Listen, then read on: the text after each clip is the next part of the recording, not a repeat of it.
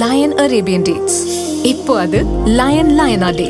இது தரும் ஆரோக்கியம் இயற்கையானது. லயன் லயனா பிரீமியம் டேட்ஸ். சினிமா பாணியில் மோதிய பஸ்கள், தலைகீழாக கவிழ்ந்த அரசு பஸ், 5 பயணிகள் உயிர் பிரிந்தது.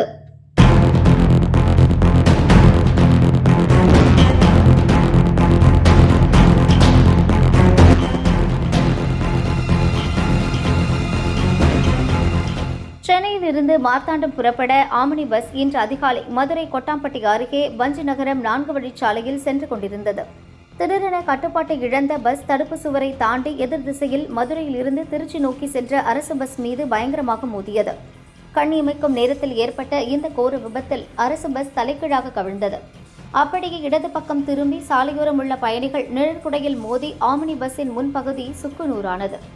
2 பஸ்களில் இருந்த பயணிகளும் வலியில் அலறினர். 2 பஸ்களிலும் சேர்த்து 4 ஆண்கள் 1 பெண் என 5 பயணிகள் நிகழ்வு இடத்திலேயே பலியானார்கள்.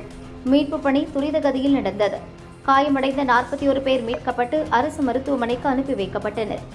இறந்தவர்களின் உடல்களை ஆய்வு செய்து விசாரித்ததில் பாளையங்கோட்டையைச் சேர்ந்த 56 வயது சிறிய புஷ்பம், திருச்சி எடைமலைப்பட்டியைச் சேர்ந்த 46 வயது ஆனந்தராஜ், திருச்சி போலீஸ் காலனியைச் சேர்ந்த 29 வயது சூர்யா, திருவாரூரைச் சேர்ந்த 60 வயது முகமது யாசின், திசையன் விலையைச் சேர்ந்த 40 வயது ஆப்ரகாம் என்பது தெரிந்தது.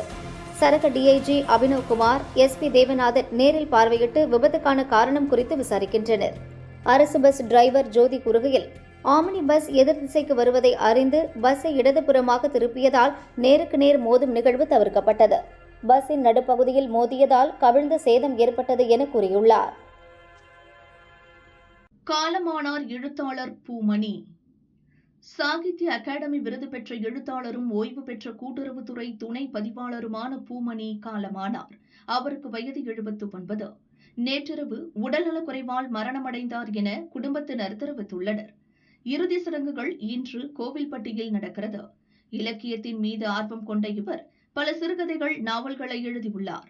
வெக்கை, பிறகு, வாய்க்கால், வரப்புகள், அஞ்ஞாடி போன்ற நாவல்கள் புகழ்பெற்றவை. அஞ்ஞாடி நாவலுக்காக பூமணிக்கு 2014இல் சாகித்ய அகாடமி விருது அறிவிக்கப்பட்டது. இவர் எழுதிய வெக்கை நாவலை தழுவி வெற்றிமாறன் இயக்கத்தில் அசுரன் படம் வெளியானது. அவரது மறைவுக்கு எழுத்தாளர்கள், இலக்கிய ஆர்வலர்கள், அரசியல் பிரமுகர்கள், வாசகர்கள் இரங்கல் தெரிவித்து வருகின்றனர். பூமணி அவர்கள் காலமானார் என்ற செய்தி மிகுந்த வேதனை அளிக்கிறது. பூமணி மறைவு தமிழிலக்கிய உலகத்திற்கு ஈடு செய்ய முடியாத பேரிழப்பு. இலக்கியத்துறையில் பூமணியின் பங்களிப்பை போற்றி அஞ்சலி செலுத்தும் வகையில் அவரது இறுதி பயணத்திற்கு அரசு மரியாதை வழங்கப்படும் என முதல்வர் விஜய் அறிவித்துள்ளார். திமுக நிர்வாகி ஓட ஓட விரட்டி சென்று வீட்டு வாசலில் நடந்த சம்பவத்தின் காட்சி. சென்னை ஆர்கே நகரைச் சேர்ந்தவர் ராஜா. திமுகவில் துணை வட்ட செயலாளராக இருக்கிறார். இவர் தமது வீட்டு வாசலில் நண்பர் ஒருவருடன் பேசிக் கொண்டிருந்தார். அப்போது 2 வீலரில் வந்திறங்கிய 2 பேர் அரிவாளால் ராஜாவை வெட்டத் தொடங்கினார். சுதாரித்துக் கொண்டு தப்பி ஓடிய ராஜாவை விடாமல் விரட்டி சென்ற நபர் அவரை வெட்டிவிட்டு தப்பி சென்றனர்.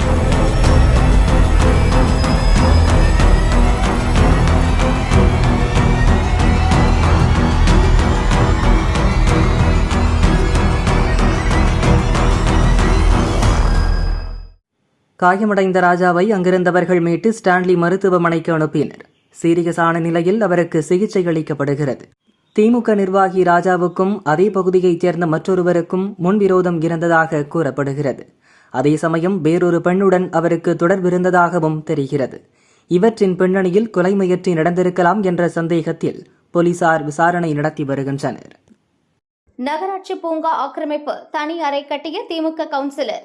திருச்சி துறையூர் 22வது வார்டு திமுக கவுன்சிலர் வீரமணிகண்டன். இவரது வார்டில் நகராட்சிக்கு சொந்தமான பூங்காவில் எவ்வித அனுமதியும் பெறாமல் தன் சொந்த பயன்பாட்டுக்காக அறை ஒன்றை கட்டியுள்ளார். இதற்கு நகராட்சி கமிஷனர் கண்ணன் மற்றும் மேலாளர் உட்பட அதிகாரிகள் உடந்தையாக இருந்துள்ளனர். வீரமணிகண்டனும் அவரது கான்ட்ராக்டர் நண்பர்களும் விளையாட நகராட்சி பூங்காவை ஆக்கிரமித்து உள்ளரங்கு பேட்மிண்டன் மைதானமும் கட்டியுள்ளனர். அதை பூட்டி சாவியையும் அவரை வைத்துள்ளார். ஆர்வலர் ஒருவர் 22வது வார்டு பூங்காவில் கட்டடம் ஏதும் கட்டப்பட்டுள்ளதா என தகவல் அறியும் உரிமை சட்டத்தில் கேட்டுள்ளார். கண்முன்னே கட்டடம் இருந்தும் பூங்காவில் எந்த கட்டடமும் கட்டப்படவில்லை என நகராட்சி கமிஷனர், மேலாளர் பதிலளித்துள்ளனர். பூங்காவில் வீரமணிகண்டன் கட்டிய கட்டடம் பிரச்சினை ஏற்படுத்தும் என்பதால் அங்கு நூலகம் அமைய உள்ளதாக அவரே பெயிண்டால் எழுதி மக்களை ஏமாற்றும் நாடகத்தை அரங்கேற்றியுள்ளார். நகராட்சி கமிஷனர் கண்ணன் கூறுகையில், பூங்காவில் எந்த கட்டடமும் கட்ட நாங்கள் அனுமதி அளிக்கவில்லை. புதிய கட்டடம் கட்டப்பட்டது குறித்து நடவடிக்கை எடுக்க போலீசில் புகார் அளித்துள்ளோம் என்றார். பூங்கா இடத்தை திமுக கவுன்சிலருக்கு தாரை வார்த்து கொடுக்க தயாராகிவிட்ட அதிகாரிகள் மீது நடவடிக்கை எடுக்க ஆர்வலர்கள் கோரிக்கை விடுத்துள்ளனர். தடாலடியாக குறைந்தது தங்கத்தின் விலை. இன்று தங்கத்தின் விலை கிராமுக்கு 100 ரூபாய் குறைந்து 13,200 ரூபாய்க்கும், ஒரு பவுனுக்கு 800 ரூபாய் குறைந்து 1,05,600 ரூபாய்க்கும் விற்கப்படுகிறது. வெள்ளி விலையில் மாற்றமில்லை. 1 கிராம் 240 ரூபாய்க்கும், 1 கிலோ 2,40,000 ரூபாய்க்கும் விற்கப்படுகிறது.